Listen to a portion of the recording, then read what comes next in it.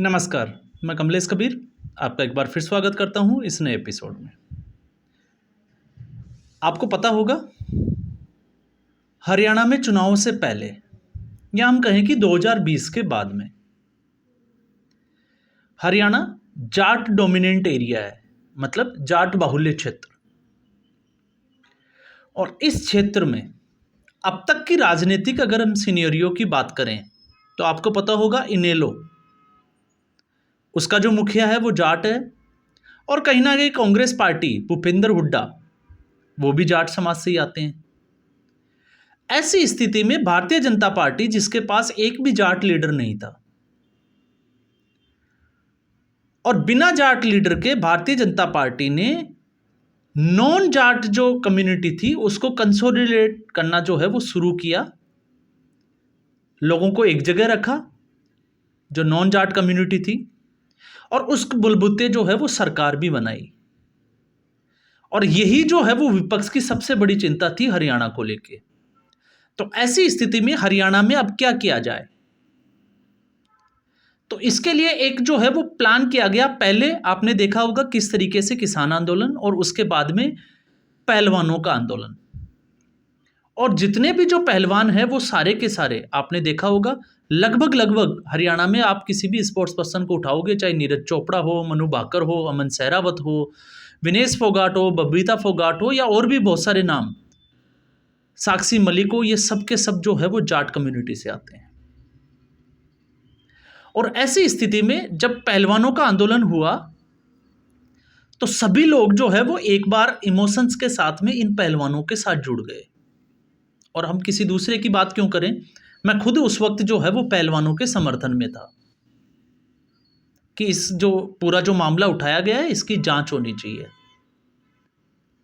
लेकिन इस ओलंपिक के बाद में अब कुछ चीजें जो है वो समझ में आ रही है कि ये पहलवानों का जो आंदोलन था इसमें सच्चाई कितनी थी और प्रोपेगेंडा कितना था। तो एक चीज समझ में आती है कि ये सारे के सारे पहलवान जो है उस आंदोलन से पहले से ही दीपेंद्र हुड्डा के कांटेक्ट में थे। और दीपेंद्र हुड्डा और कांग्रेस पार्टी जो ये कहती है कि वो हमेशा जो है वो स्पोर्ट्स पर्सन का, क्योंकि आपने देखा होगा विनेश फोगाट कांग्रेस पार्टी ज्वाइन करने के बाद में विनेश फोगाट ने पूरे मंच से कहा कि उनका जो है वो सौभाग्य है कि कांग्रेस पार्टी ने उसको ये मंच दिया। तो कांग्रेस पार्टी ने इन्हीं की बहनें, जो बबीता फोगाट की जो फाइल अटकी हुई थी कांग्रेस पार्टी की सरकार में, तब कांग्रेस पार्टी ने कुछ क्यों नहीं किया और बबीता फोगाट को जो है और गीता फोगाट को अपनी फाइल के सिलसिले में अपने प्रमोशन के मामले में जो है वो कोर्ट की शरण क्यों लेनी पड़ी। दूसरा वाकया आपको पता होगा, सचिन तेंदुलकर जो भारत रत्न से सम्मानित है, जब उनको राज्यसभा में सांसद के तौर पे मनोनीत किया गया और जब उनको भाषण देने की बारी आई तो किस तरीके से कांग्रेस पार्टी ने हुटिंग की और सचिन तेंदुलकर को बोलने नहीं दिया। तो ये तो है कांग्रेस पार्टी का खेलों के प्रति प्रेम, जिसकी हमने बात की। लेकिन यहां पे कांग्रेस पार्टी के लिए यह मुद्दा इसलिए जरूरी हो गया था क्योंकि कांग्रेस पार्टी जाटों के वोट इकट्ठे करने के लिए, एक जगह करने के लिए और भारतीय जनता पार्टी के खिलाफ करने के लिए ये एक पूरा जो है वो प्रपंच रचना ही था।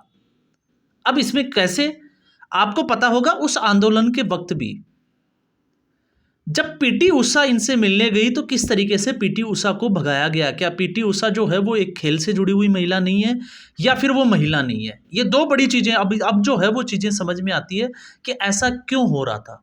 तो वो ऐसा इसलिए हो रहा था। उसके बाद में, और उसमें भी सबसे बड़ी बात ये थी कि ये पहलवान ये चाहते थे कि बिना ट्रायल के इनको ओलंपिक में भेजा जाए, क्योंकि इनका कद जो है वो खेलों में बहुत बड़ा है और वाकई में अगर कोई खिलाड़ी अच्छा कर रहा है तो उसका कद बड़ा होता है। लेकिन यहीं से इनकी जो है वो WFI के साथ में जो है वो ज़्यादा ठन गई थी। और उसके बाद में ब्रजभूषण सिंह के ऊपर जो है वो संगीन आरोप लगे। जिस लड़की के द्वारा ये आरोप लगाया गया था उसने अपने बयान बदल लिए थे और आज तक जो है वो आरोप साबित नहीं हुए हैं, ये भी हमें याद रहना चाहिए। लेकिन मामला था कि इनका शोषण हुआ, और शोषण हुआ जब ये 32, 33 या 35 साल की उम्र में ये इतने बड़े हो गए, 20 साल 15 साल से ये खेलते आ रहे हैं, तब इनका शोषण नहीं हुआ। तब इनको याद आई कि शोषण हुआ था। अब ऐसा मैं इसलिए कह रहा हूं क्योंकि अब सारी चीज़ें जो है वो धीरे धीरे निकल के आ रही है। अब उसमें आपने देखा होगा बजरंग पूनिया, तो बजरंग पूनिया खुद अभी जो है वो डोप टेस्ट में गिरा हुआ है। इसके अलावा आपको ये भी पता होगा कि जिस 19 वर्षीय खिलाड़ी के साथ में इनकी जो है वो रेसलिंग हुई थी और वो ये 10 सेकंड से भी ज़्यादा नहीं टिक पाए थे, तो इससे आप अंदाज़ा लगा सकते हैं। और उसके बाद भी ये मामला तूल पकड़ गया था। खुशकिस्मती से जो है आप देखोगे कि हम इसको बदकिस्मती नहीं कह के खुशकिस्मती इसलिए कह रहे हैं कि विनेश फोगाट जो है वो फाइनल तक पहुंची। और अगर विनेश फोगाट फाइनल तक नहीं पहुंचती तो क्या कांग्रेस पार्टी आज विनेश फोगाट को अपने उसमें शामिल करती कांग्रेस पार्टी में? तो ये इसका सिर्फ और सिर्फ एक ही आंसर होगा कि कांग्रेस पार्टी ऐसा कतई नहीं करती। और उसके बाद में आपने ये भी देखा कि नीरज चोपड़ा ओलंपिक खेल के जब वापस आया तो आपको शायद ही पता होगा कि नीरज चोपड़ा कब आया और कैसे आया। मनु भाकर, सारे जो मेडलिस्ट थे वो आ गए, अपने अपने घर चले गए, लेकिन विनेश फोगाट जिसको एयरपोर्ट से अपने घर तक जाने के लिए सिर्फ और सिर्फ जो आप कहें कि 7 घंटे का वक्त लगा और उसको एक पूरा मुद्दा बनाया गया, एक जिसको हम कहें कि एक चुनावी रणनीति के तौर पे कांग्रेस पार्टी के द्वारा। आपको पता होगा दीपेंद्र हुड्डा विनेश फोगाट को एयरपोर्ट तक लेने गए।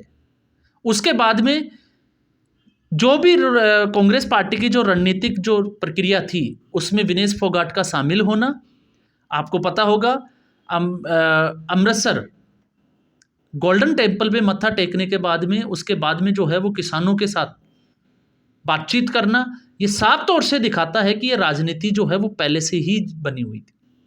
हालांकि विनेश फोगाट कांग्रेस में शामिल होने से 4 दिन पहले तक मीडिया वाले जब उनसे सवाल कर रहे थे तो वो सीधे तौर पे ये कहती थी कि पॉलिटिक्स का उनको पता भी नहीं है।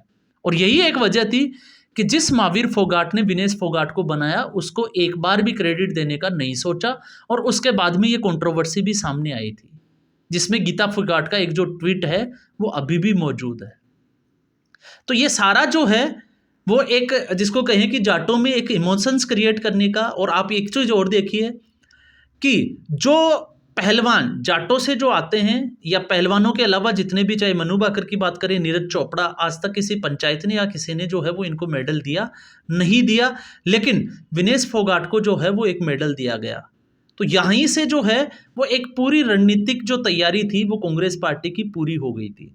और अब कांग्रेस पार्टी इस चुनावी रणनीति को देख के बजरंग पूनिया और विनेश फोगाट इन दोनों को शामिल कर लिया, लेकिन अब इसमें जो है वो पिस गई साक्षी मलिक। तो साक्षी मलिक की आप लेटेस्ट एक बाइट देखोगे तो आपको समझ में आ जाएगा।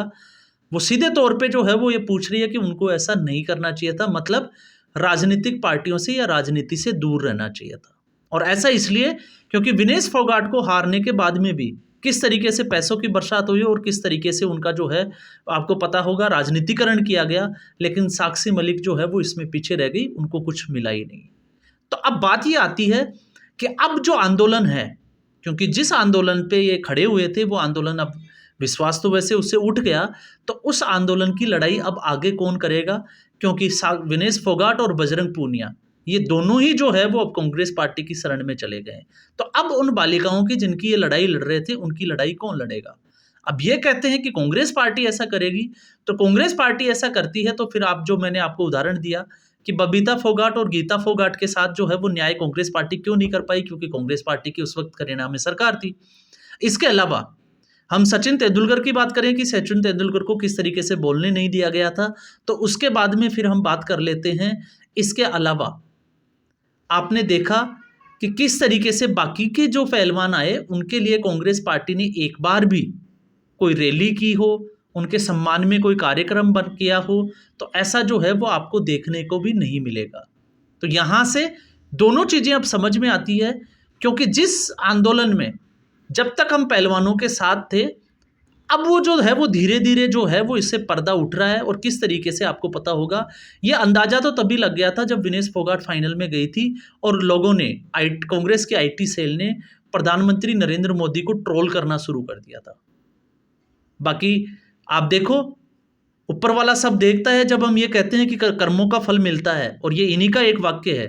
तो आप ये देखिए कि जब से ही ट्रोल करना शुरू किया और आपका वजन वाला मामला आ गया, वैसे ऐसी बात जो है वो बोलना नहीं चाहिए, लेकिन आपने देखा कि कर्मों का फल जो है वो कहाँ से कहाँ पहुँचा देता है। तो ये स्थिति जो है वो हमारे अब ऐसे लोगों की बन गई है जो खेल से ज़्यादा राजनीति को इम्पोर्टेंस देते हैं। इनको वेट करना चाहिए था, इनको जो है वो इस मुद्दे का राजनीतिकरण नहीं होने देना चाहिए था। लेकिन मुद्दा राजनीतिकरण का नहीं था, मुद्दा बना ही राजनीति का था। तो इससे एक चीज़ तो साफ तौर से जो है वो हो जाती है कि ये जो सारा का सारा आंदोलन था, ये एक प्रोपेगेंडा के तहत, क्योंकि बीजेपी को घेरना था, बीजेपी की 2 बार जो हरियाणा में सरकार थी, उसके खिलाफ एक पूरा जो है वो षड्यंत्र रचना था और यही एक उसका हिस्सा था। तो अब जिस तरीके से हम बात कर रहे हैं अभी, मुझे लगता है आप लोगों को कि अब जो है वो कहानी धीरे-धीरे समझ में आ रही होगी कि किस तरीके से ये आंदोलन चला था, उसकी पटकथा जो है वो किस तरीके से लिखी गई थी। और दीपेंद्र हुड्डा, आपको पता है, जब अभी किसान आंदोलन पार्ट 2 चला, तो उससे पहले भी दीपेंद्र हुड्डा जो है वो किसानों के साथ मीटिंगें हुई, और उसके बाद में जब राहुल गांधी को ट्रक यूनियन के साथ में या ट्रकों वालों के साथ में आपने सफ़र करते हुए देखा, तो किस तरीके से ट्रक यूनियन वालों को भड़काया गया, बहकाया गया, और उसके बाद में एक हड़ताल हमें देखने को मिली। तो ये भी जो है वो उसी का एक हिस्सा है जो हमें देखने को मिल रहा है। तो आज के एपिसोड में बस इतना ही। उम्मीद करूंगा ये एपिसोड वीडियो आपको पसंद आया होगा। लाइक करें, शेयर करें, चैनल ज़रूर सब्सक्राइब करें। धन्यवाद।